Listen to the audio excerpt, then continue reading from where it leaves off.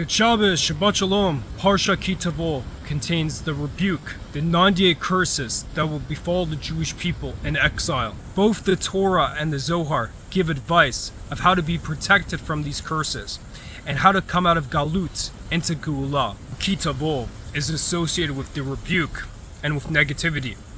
The Gematria of Ki Tavo is 439. It's the same as Tochachah, rebuke, and the same as Galut, exile.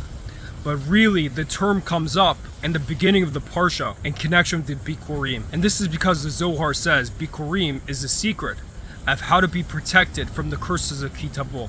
The Midrash says that the whole world was created for the sake of Reshit, and Bikurim is called Reshit, meaning for the sake of the gratitude that every single Jewish soul would show Hashem.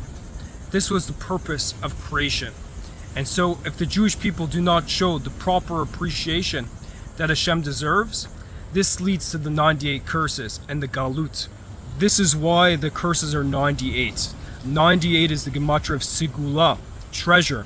We know the Jewish people are called segulot, the treasured nation, because of all the nations of the world were treasured by Hashem.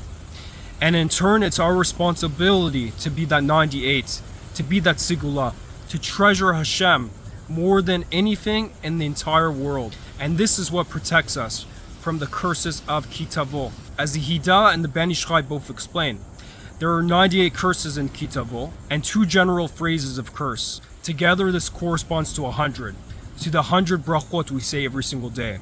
These 100 brachot contain the 22 Hebrew letters, which are the life force of the entire world. Based on the kavanah we say these brachot will be the blessing that comes down to the Jewish people. And the Ben Ish Chai says, the main thing Hashem wants in a bracha is that we should say brachot with the greatest simcha, with true appreciation for everything that Hashem gives us. And this is a sad reason we remain in Galut. The Vilna Gaon explains that exile is when things are out of place, when we prioritize things before Hashem in our lives, when we get greater simcha from physical things than from mitzvot. We place ourselves in Galut. But if we prioritize things correctly, and our greatest simcha is simcha on Hashem, this takes us out of Galut. The Gematria of Big Galut is 441. It's the same as Emet. And the Vilna Gaon says this is the deepest Galut, that truth is in exile. There's an amazing story of Rab Simchah Bunim Peschichah. Rab Simchah Bunim explains that exile is like the prince being exiled away from the king's palace. So he sends his minister to go and find the prince. And he finds the prince in the bar, completely drunk, with ragged clothes. And the minister goes to the prince, "Majesty, how are you doing?" And the prince answers, "Do you see my life? I couldn't be doing better. I have everything I could possibly want." And this is our story of an exile. In exile, the Jewish people have been very successful in the physical world.